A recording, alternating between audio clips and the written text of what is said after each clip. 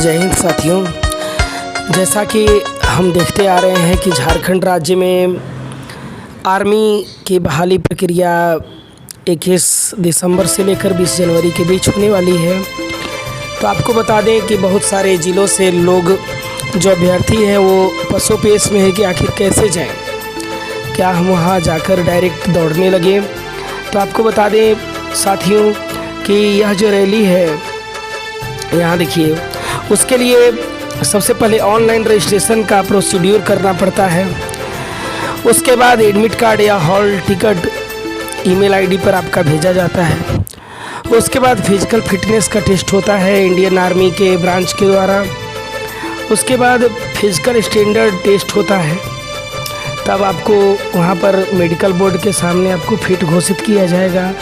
फिर उसके बाद एग्ज़ाम होगा, मेरिट लिस्ट बनेगा और इस प्रकार जाकर आपका रिजल्ट निकलेगा, तब जाकर आप आर्मी के लिए एलिजिबल हुए। कितने युवा पसोपेश में हैं, कितने युवा इधर उधर भाग दौड़ लगा रहे हैं कि पता नहीं क्या होगा। तो सेना भर्ती प्रोग्राम जो है हमारा, यह आवेदन होता है ऑनलाइन। उसके बाद फिजिकल टेस्ट होता है, मेडिकल टेस्ट होता है, लिखित परीक्षा होती है। उसके बाद परीक्षा का परिणाम घोषित किया जाता है, मेरिट लिस्ट बनता है। उसके बाद आपकी बहाली होती है। तो झारखंड राज्य के जो भी धनबाद, गिरिडीह, बोकारो, रांची, लोहरदगा, पश्चिमी सिंहभूम, पूर्वी सिंहभूम, जामताड़ा, गुमला, सरायकेला, सिमडेगा, देवघर, दुमका, गढ़वा, पलामू, लातेहार, गोड्डा, साहिबगंज, पाकुड़, खूंटी, रामगढ़, चतरा, हजारीबाग, कोडरमा, जहाँ के भी आप अभ्यर्थी हैं, आप सबसे पहले अपना दस्तावेज़ कंप्लीट कर लें। आप ऑनलाइन अप्लाई किए हैं तो अच्छी बात है, और नहीं अगर अप्लाई किए हैं तो आप ऑनलाइन अप्लाई कर लें। आपको ऑनलाइन कोई भी प्रज्ञा केंद्र पर किया जा सकता है, और फिर आपको जो डेट मिलेगा आपके ज़िले के लिए एक विशेष डेट होता है, आप उस डेट में जाकर वहाँ पर आप रांची के मोरहाबादी ग्राउंड में आप दौड़ में शामिल हो सकते हैं। जैसे मेल या फीमेल के लिए एज लिमिट क्या है, तो 17.5 से 21 साल के बीच आपकी उम्र होनी चाहिए। अगर आप जीडी में जाना चाहते हैं तो, अगर आप एसटी, एससी, ओबीसी कोई भी है तो 17.5 से 21 साल उम्र चाहिए। अगर आप क्लर्क के लिए चयनित होना चाहते हैं तो 17.5 से 23 साल आपकी उम्र होनी चाहिए। वहाँ फार्मासिस्ट में अगर जाना चाहते हैं सेना में, तो आपको 19 से लेकर 25 साल के बीच उम्र होनी चाहिए।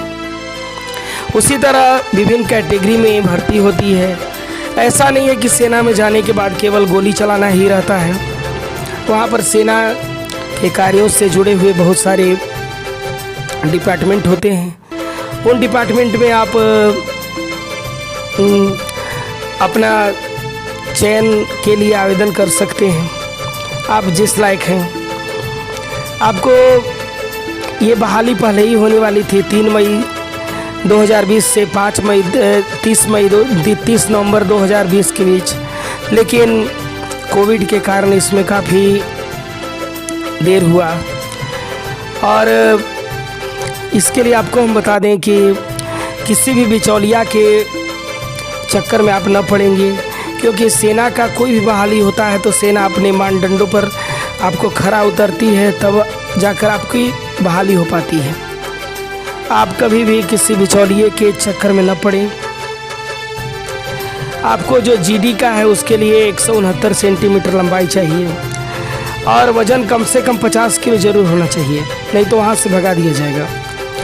छाती 77 सेंटीमीटर होना चाहिए। उसी तरह ये देखिए, महिला को 142 सेंटीमीटर होना चाहिए। सैनिक में जो टेक्निकल है उनको हाइट 169 सेंटीमीटर, वज़न 50 केजी।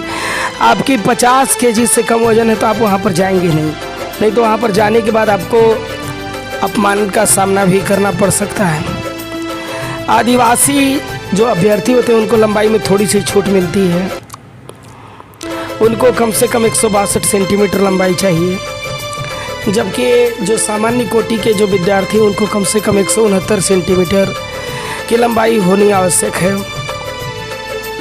और जो भूतपूर्व सैनिक हैं उनके परिवार से जो भी बच्चे या युवा सेना में भर्ती होना चाहते हैं उनको कुछ न कुछ छूट मिलता है सरकार की तरफ से। तो आप जाएं, सेना की रैली में भाग लें।